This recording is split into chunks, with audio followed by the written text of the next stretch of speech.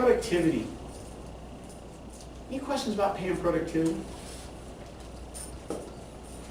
On the surface, it's easy, right?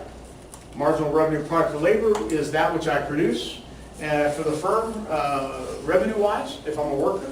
And when that equals my wage, we know we have a competitive market. If it doesn't equal my wage, we know we don't have a competitive market.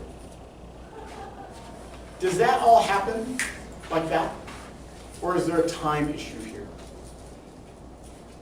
The time issue. So Bailey hires me at his company. He had a position open for 2 weeks. Somebody that's clerical, administrative at his company interviewed myself and 15 other people. They took away productivity when they did it. When I go to work for Bailey's company, Milo is responsible to train me. Your productivity goes down and mine is minimal. So there's some loss in productivity, but I still require pay, right? So MRPFL is greater than wage at that point. But at a point in time, hopefully my productivity rises enough. Maybe it rises at a rate that's faster than my wage is rising. We get to the point where we have the equality.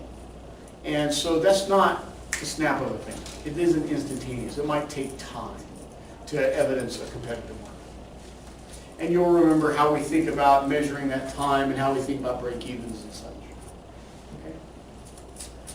Okay. We just barely did discrimination. It's probably really fresh because we talked about it even here barely a week ago. You finished your material on maybe on Sunday. Any questions about discrimination?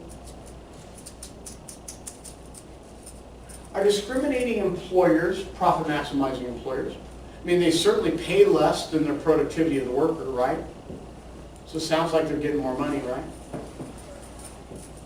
Help me understand how they're not profit maximizing.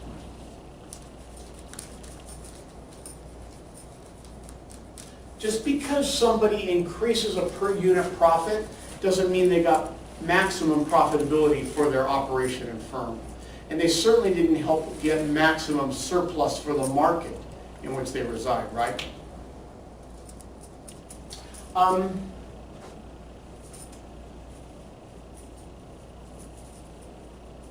If I am as productive as Lindy, and I have more years of experience than Lindy, and I am given a greater wage because the union that I belong to, and Lindy does too, says people that have been in the union for 10 years make more than people that have been in the union for 5 years. And Lindy's been here for 5 years, but she's just as productive. And we do the same kind of production work. In fact, we stand right next to each other. Is the difference in our wage a function of gender discrimination? We make a different dollar amount. We have an observable characteristic that is different. It's not productivity related. And our productivity is identical. Is that gender discrimination? Yes. No. Why not? Why not, Milo? Because it was negotiated through a union. So that's in your contract. That's stated. It's based on years of experience and not. That both of us voluntarily ascribe to for our membership, right? Is it exploitation? Maybe.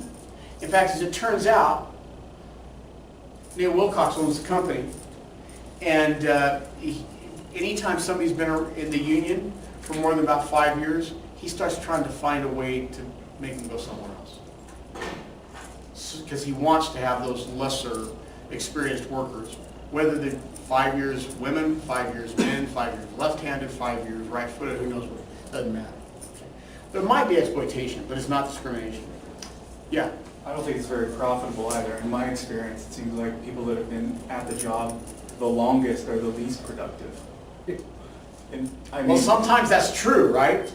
They get comfortable. They don't work as hard as someone, say, coming in to the firm and wanting to prove themselves. Especially if it's a function where productivity, reaches a maximum threshold or starts to flatten out after a reasonably short period of time, 2 or 3 years, 6 months, 5 years.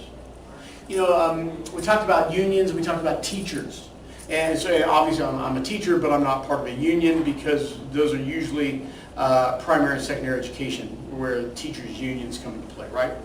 And I think there's quite a case to be made for younger teachers, younger in terms of time spent, not age necessarily, tend to be more productive than teachers that have been around for 20 or 30 years. right? But I would say that financiers, finance managers, somebody's got 20, 30 years of experience, has seen some expansion cycles and some contraction cycles, interest rate changes, etc., have some institutional memory, tend to be more productive than somebody who's only been around for a few years. So it's a function of the position and where productivity reaches the axis. And where dissatisfaction starts to creep in as well, right?